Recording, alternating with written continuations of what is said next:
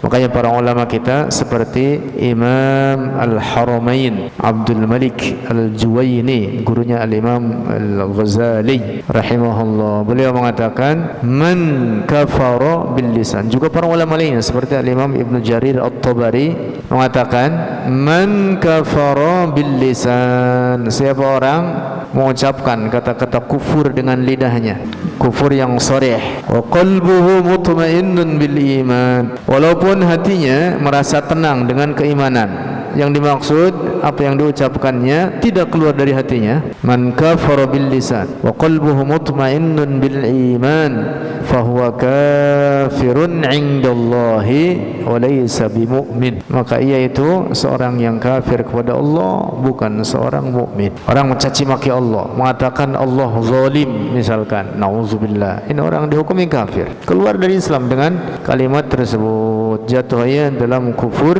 qauli, keluar dari Islam. Wajib bersegera kembali kepada Islam dengan mengucapkan dua kalimat syahadat, bukan dengan mengucapkan astagfirullah ratusan bahkan ribuan kali sekalipun tidak bermanfaat baginya.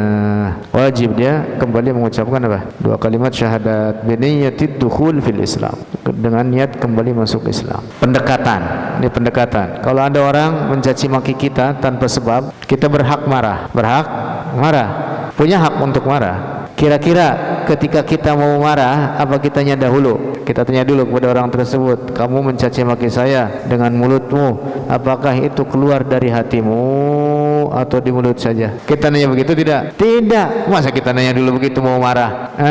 Kalau kita nanya dulu kepada dia, kamu caci maki saya tanpa hak, saya mau marah nih, itu cacianmu itu dari mulutmu saja atau keluar dari hatimu? Enggak ada orang mau marah seperti itu, enggak ada urusan dengan hatinya, tidak ada urusan dengan hatinya. Yang jelas mulutnya mengeluarkan cacian, penghinaan kepada kita misalkan tanpa hak, maka kita berhak untuk marah padanya tanpa harus bertanya kepadanya, apakah cacianmu keluar dari hatimu atau di mulut saja. Apalagi terhadap Allah.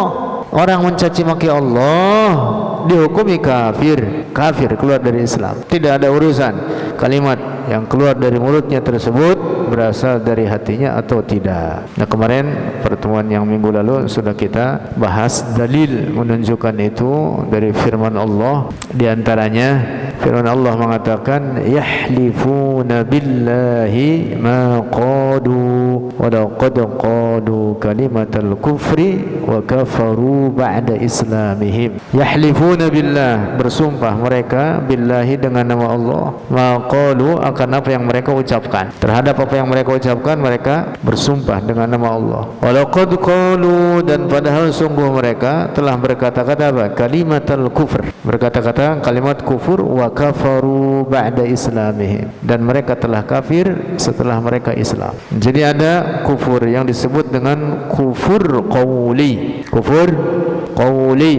kufur yang disebabkan dengan ucapan. Orang misalkan mencaci maki solat dengan mengatakan misalkan nauzubillah, dia mengatakan solat tidak ada gunanya, nauzubillah. Atau umpama ada orang berkata semenjak saya solat saya tidak mendapatkan kebaikan apapun, nauzubillah. Dicontohkan itu oleh para ulama salah satu bentuk kufur qauli.